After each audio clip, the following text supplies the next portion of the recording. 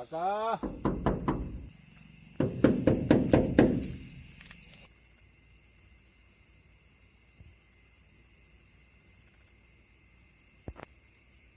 কাকা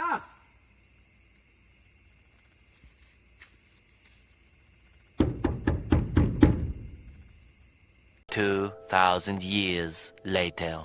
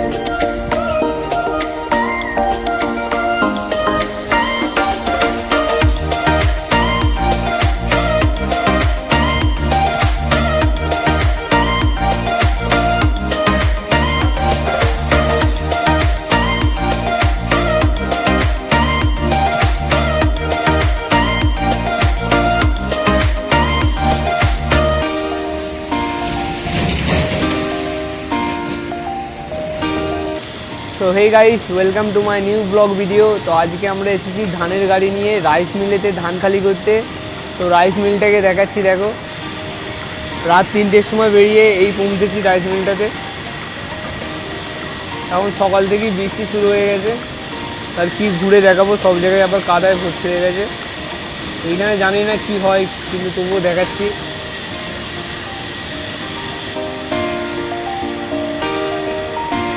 মাত্র সব মেশিন চালু করলো,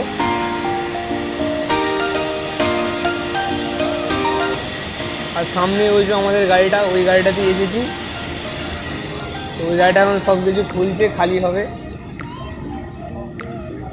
ভেতরে দেখাচ্ছি, ভেতরে ভালোই ধুলো আছে।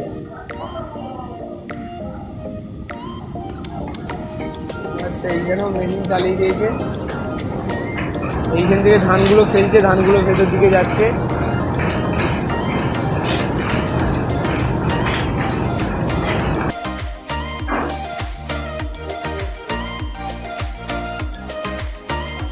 এই ঘরটাতে সব বস্তাগুলো রেখেছে ধানের, শুধু বস্তা আছে আর কিছু নেই। এইখানে গরম ভাবটা নামছে ধানের।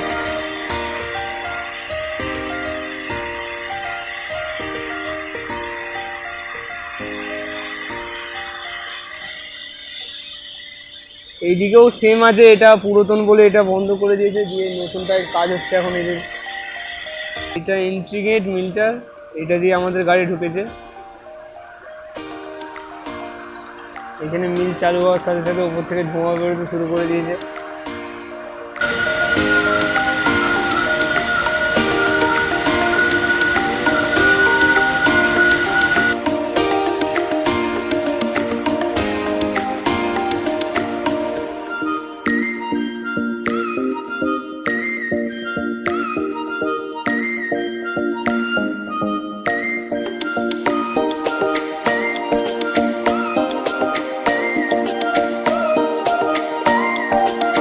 তো অনেকক্ষণ পর বৃষ্টি থেমে গেছে, এখন আমরা একটু বাইরের দিকে এসেছি। তো পেছনে দেখতে পাচ্ছ মিলটা কি লাগাচ্ছে, বিশাল। এখানটা অনেকটা ফাঁকা জায়গা আছে, জায়গাটা দেখে নাও একবার। অনেকটা ফাঁকা স্পেস আছে ভেতরটাতে। তো এটা বৃষ্টির জন্য বেরোতে পারিনি, তো এখন বৃষ্টিটা থেমে গেছে। তো দেখো মিলটা কীরকম লাগাচ্ছে ভেতর থেকে, কাজকর্ম শুরু হয়ে গেছে।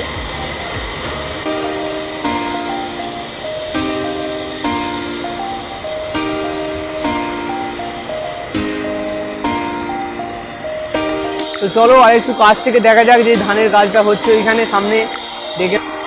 এটাই আমরা একটু কাছ থেকে যে দেখি কি হচ্ছে।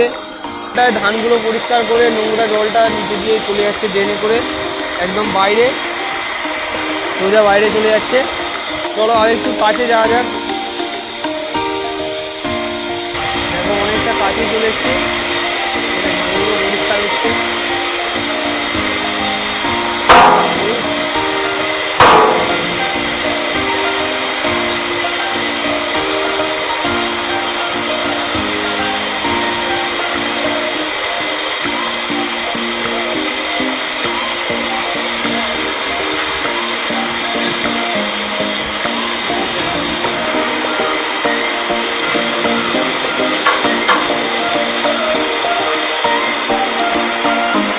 এইখানে ধানগুলো ধুয়ে পরিষ্কার করে নোংরা জলটা ড্রেনে করে ফেলে দিচ্ছে।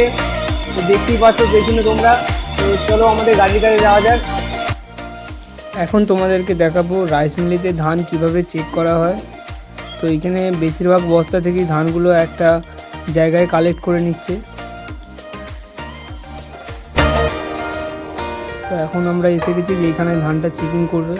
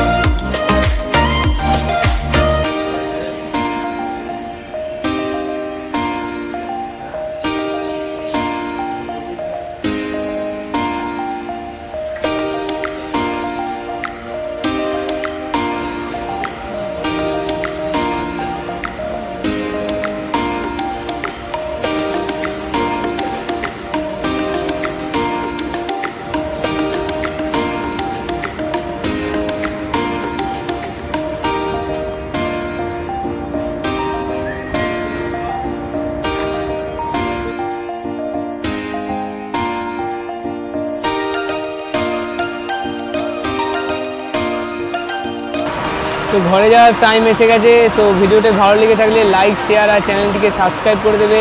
তো চলো ফিরে আসছি আর একটি নতুন ভিডিও নিয়ে।